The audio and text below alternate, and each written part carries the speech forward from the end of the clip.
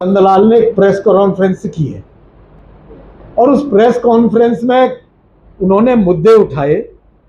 एक जो मुद्दा उन्होंने उठाया, उन्होंने सरकार को, सरकार के मंत्रियों को सर्कस कहा।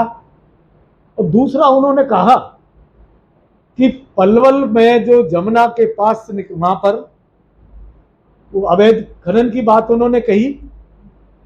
तीसरा उन्होंने ये कहा कि पलवल शहर के आसपास बहुत सारी अवैध कॉलोनियां बन रही हैं जिनका निर्माण हो रहा है। जो यहाँ सरकार का पिछले दिनों तमाशा हुआ, मुख्यमंत्री आए, तमाम हरियाणा के मंत्री आए, सांसद आए, केंद्रीय मंत्री आए, वो सरकार नहीं, एक सर्कस नजर आ रहा था। जैसे कोई सर्कस के खिलाड़ी, सरकार नहीं सर्कस चला रहे। जैसे सर्कस में हंटर वाला कहीं बैठा होता है, वहीं से पिंजरे के शेर, उनके जो कलाकार हैं उनको वो इशारा करते हैं, कलाकार काम शुरू कर देते हैं। तो ये सरकार नहीं, एक सर्कस पिछले दिनों पलवल में हरियाणा का दिखाई दिया, जिसमें हरियाणा के मुख्यमंत्री से लेकर सभी मंत्री सांसदों ने यहाँ अपनी अपनी कलाकारी सर्कस की दिखाई। मैं ये कहना चाहता हूं, जो शब्द उन्होंने प्रयोग किए चुनी हुई सरकार को, और जो चुने हुए हमारे विधायक हैं, चुने हुए हमारे मंत्री हैं या माननीय मुख्यमंत्री हैं, उनको सर्कस कहा, सरकार को सर्कस कहा, और मुख्यमंत्री और मंत्रिमंडल के जो सदस्य हैं उनको कलाकार कहा। इन शब्दों की मैं भर्त्सना करता हूं। भाजपा पार्टी की तरफ से हम सब साथी यहाँ बैठे हुए हैं, वीरपाल दीक्षित जी हमारे साथी बैठे हैं, दिनेश जी बैठे हैं।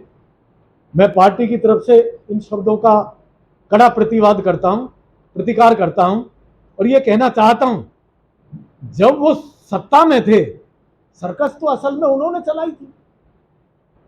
जिस तरीके से उन्होंने सत्ता का दुरुपयोग किया, लोगों को प्रताड़ित किया और एक राजनीतिक आतंकवाद की शुरुआत की। राजनीतिक आतंकवाद शब्द जो है, मैं आपको बताना चाहता हूं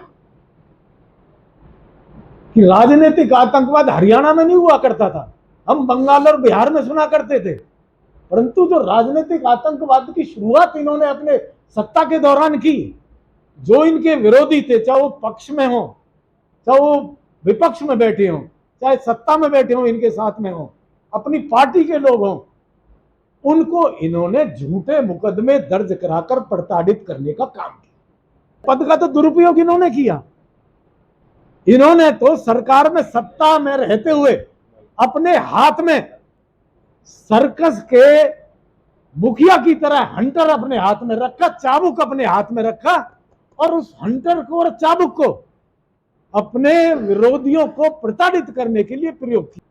दूसरा, कल उन्होंने ये कहा कि पलवल में बहुत सारी अवैध कॉलोनियां बन रही हैं। और जरूरी रह गया कि इस बीजेपी की सरकार का एक ही काम है, नाजायज कॉलोनियां काटना, और नाजायज कॉलोनियां काट करके करोड़ों रुपए कमा करके फिर उनको सरकारी अनुमति दिलवाना। आज भी पलवल में जितनी नाजायज कॉलोनी है वो भाजपा के नेताओं के संरक्षण में काटी जा रही हैं।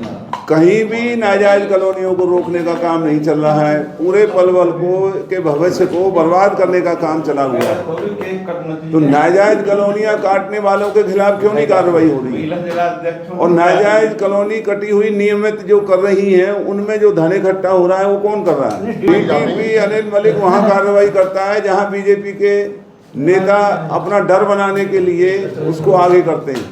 जब वहां डर बन जाता है, बीजेपी के नेताओं का हिस्सा नाजायज कॉलोनियों में आ जाता है, नाजायज कॉलोनी फिर अपने तरीके। मैं ये बात कहना चाहता हूं कि अगर पलवल में इन अवैध कॉलोनियों का कोई जनक है तो वो श्री करण सिंह दलाल हैं। 2005 में जब वो सत्ता में आए तो उन्होंने इन अवैध कॉलोनियों का निर्माण करवाया। मैं आपको प्रमाण के साथ कहूंगा कि जहां मारुति की एजेंसी है, सामल विहार कहते हैं उसको, सामल विहार इनके पिताजी का नाम है। अपने पिताजी के नाम पर उस समय इन्होंने वहां पर सामल विहार के अंदर जो कॉलोनियां करवाई, वो लगभग 20 एकड़ जमीन में सामल विहार वहां पर बना था। क्या वो अब वैध कॉलोनी है। उसके अलावा इन्होंने जो कॉलोनियां करी वो बसंतगढ़ जो किटवाड़ी के पास है, वहां पर 20 एकड़ में कॉलोनी कटी उसी समय पर। उसके अलावा अगवानपुर में वहां पर 20 एकड़ में कॉलोनी कटी। किटवाड़ी रोड पर जो धान मिल है वहां पर उस समय 40 एकड़ जमीन में अवैध कॉलोनी कटी। उसके अलावा इन्होंने होडल तक में जाकर वहां पर अवैध कॉलोनियां काटी। और तो और खुद अपने नाम पर वक्फ बोर्ड की जमीन पलवल शहर में 1500 गज जमीन है। हरियाणा सरकार के मुख्यमंत्री पिछले दिनों यहाँ आए, पूरी सरकार यहाँ पर आई और अवैध खनन जो यमुना के ऊपर वर्षों से सालों से चल रहा है, ये अंधी सरकार उसे नहीं देख पा रही है। सुप्रीम कोर्ट ने अभी पिछले दिनों हरियाणा सरकार को अरावली के नाम पर फटकार लगाई।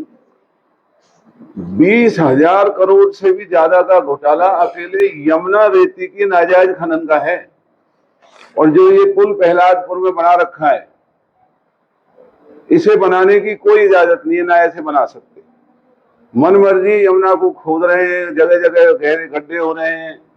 आने वाले दिनों में बारिश से अगर पानी आया तो ये तमाम इलाके को उजाड़ सकता है। इस यमुना के अवैध खनन में यहाँ के तमाम अधिकारी, डीसी, एसपी, सभी पुलिस, सभी प्रशासन, यहाँ के मंत्री, दोनों जिलों के मंत्री, इनके विधायक, कार्यकर्ता हैं, वो अवैध खनन के धंधे में संलिप्त हैं, मिले हुए हैं। सरकार ईमानदारी की बात करती है। इस 20,000 करोड़ के धांधली का, घोटाले का सरकार को जवाब देना चाहिए, क्योंकि जो रेती का खनन होता है उसमें जीएसटी का भी कलेक्शन होना होता है। पर्यावरण विभाग के मुताबिक उसकी छनाई, उसकी निकासी, कितना गड्ढा खोदेंगे, कितना नहीं करेंगे, उन सब बातों का जिक्र होता है। लेकिन प्रहलादपुर के इस अवैध पुल को बना करके जो यमुना के साथ खिलवाड़ और इस इलाके के लोगों के साथ जो खिलवाड़ किया जा रहा है, ये आने वाले दिनों में हमारे इलाके को तो तबाह करेगा, लेकिन सरकार के खजाने को लूटने का भी इस नायाब सरकार का नायाब तरीका हमारे इलाके में चल रहा है। सरकार को जवाब देना चाहिए। मैं इनसे एक सुझाव इनको देना चाहता हूं। आप चुनाव हार गए, चुनाव में हार जीत तो चलती रहती है। अच्छे अच्छे सूरमा, चाहे वो इंदिरा गांधी रही हो, चाहे चौधरी चरण सिंह रहे हो, ऐसे बड़े बड़े लोग, चौधरी देवीलाल रहे हो, वो हारे हैं चुनाव। परंतु हारने के बाद उन्होंने रचनात्मक अपनी राजनीति की है। तो जो इनका अनुभव है, अगर ये सरकार के आगे कोई रचनात्मक बात रखते हैं, कोई सुझाव देते हैं, तो हम सब इनका स्वागत भी करेंगे और इनका अभिनंदन भी करेंगे। परंतु ये जो इस तरह की बातें करते हैं, इनको ये अपने दिल में मानना होगा कि ये चुनाव को अब की बार हार चुके हैं।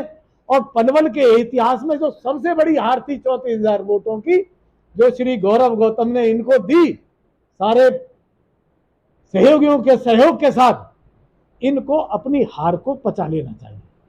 और पलवल के लिए कोई ये रचनात्मक सुझाव रखें तो हम इनका स्वागत करते हैं, इनका अभिनंदन करते हैं।